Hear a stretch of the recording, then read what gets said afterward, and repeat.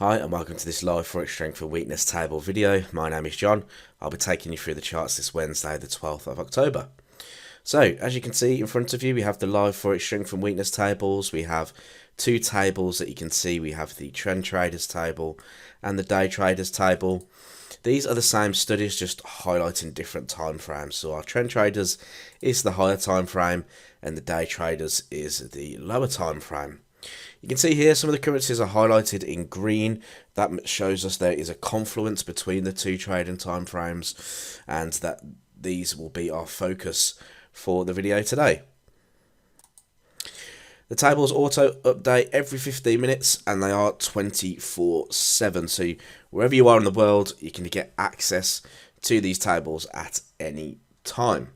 So what can we see from the tables? What do they show us today? Well, there's been little change from yesterday apart from where some of the currencies are positioned from a day traders table point of view. So Trend Traders is showing us that the US dollar is the strongest currency in S1. It's highlighted here as well as the day traders. And the W1 is the Australian dollar, which is also highlighted on the day traders. Yen is S2 on the Trend Traders, but only S3 on the Day Traders. And then we have Kiwi as W2 on the Trend Traders, but only W3 on the Day Traders. If we go to our 30-day rolling Forex Strength and Weakness tables, we can see that these currencies featured Tuesday, there we go, in the same areas on the Trend Traders. On the Day Traders, we saw that they were in the same area as well. Now, the only difference we can see this morning is that Kiwi has come back onto the Day Traders. If you look at 5 PM UK time on the Day Traders, you can see that Kiwi is not here. Okay, so is that showing us that the signs that the New Zealand dollar may start to be finding some relief to the recent weakness that it's had in the market? Potentially, okay. The fact that it's come on to the charts though is still a sign that there could still be some slight downside to come. Now, if we head over to the Forex economic calendar, we can see that today we have quite a bit of data. So this morning there was lots of data out the UK. We had UK GDP, there was other data as well, and it all came in pretty negative for the pound. Later today we've got the US PPI and we have FOMC meeting minutes. Now the FOMC meeting minutes are really going to be looked at quite closely, I think, because investors are going to be looking to see if the Fed are going to act more aggressively or not. And recent Fed members have been talking about the fact that inflation looks like it's not slowing down. There's been a bit of a slowdown in the labour market, but not too much with regards to the data that directly affects inflation. So some members talking about that the Fed need to act a bit more aggressively. Now, if you scroll to the bottom of this page, you'll see this banner here. That'll take you to a 7-day free trial for New Squawk. So well worth checking out if you are into your fundamental analysis, or if fundamental analysis is your weak point. Going back to the tables then, let's go check out our first chart. We're going to actually start on New Zealand US dollar. We featured this yesterday, so we don't need to go into it in too much detail, but we did get a rejection from our resistance box that we put out yesterday. So we talked about the low here at the 0 spot 56.56 area, or we even talked about it coming up a little bit higher to the 0 spot 57 or 56.75. So that area, that zone there, was an area where we expected some short-term selling to come into the market, which you can see happened. Price came into it. We started to see a rejection.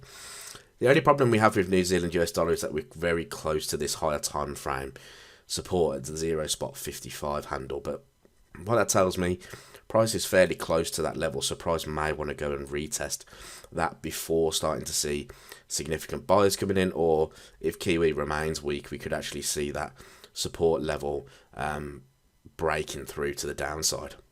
Sticking with the Kiwi then, let's go check out Kiwi Yen.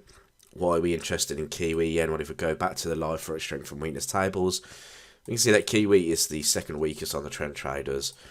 Yen is the second strongest, and you can see Kiwi, it came back onto the tables there. So looking for a little bit to see if we're going to get some downside. Again, looking at Kiwi yen, we looked at this yesterday. Price is at a key area of support still, so the 81 handle here still acting as support. Price pushing back to the upside here slightly.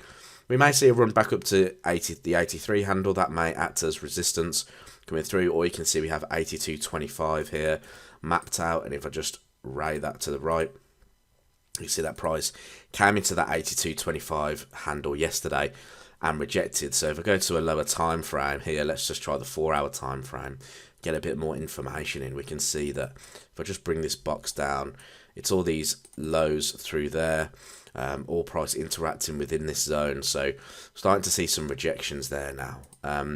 Price is a little bit close to the support for that healthy kind of risk reward ratio to the downside. So I'd rather wait to see if price would take out those lows before looking for opportunities to the downside, because if we do break the 81 handle and even the 80 handle, there's lots of room to the downside here for Kiwi yen.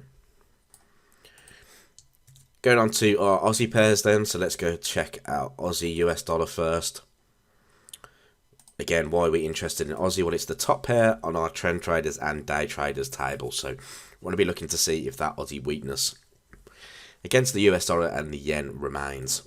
Looking at the price then, you can see that we traded for the 0 spot 63.60 handle in a nice impulsive phase here. But go to the 4-hour time frame, we can see that price retested some lows here and is finding a little bit of a support, but we're not really seeing strong buying momentum coming into here at the moment. So if price was to trade through the 62.37 0 spot 62.37 handle, this previous low that formed here, that could be a sign that price is going to trade even further to the downside, and you could look for a breakout opportunity potentially, or I'll be looking for a breakout opportunity for a move down to the 176 area through there. Alternatively, if price can come back to the 0 spot 63.60 handle and find resistance there, that could be a good opportunity as well to see some selling coming back into the market. Finally then, Aussie yen. Why are we looking at Aussie yen? Well, we can see here that the yen is the second strongest and third strongest on the day traders table. So looking at price at the moment, we are seeing it just find a little bit of support at this 91 spot 50 handle. So if we were to trade through that level there, we could expect maybe price to break through the 200 MA and head towards the 90 handle in here.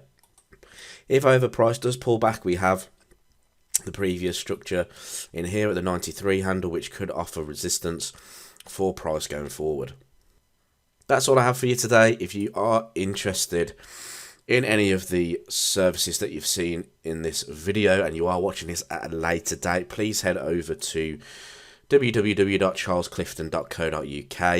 You can find out more about our services here, and you can even do a £1 trial period, so you can check everything out and see if it's for you. All available links will be below in the description, and I look forward to speaking to you soon.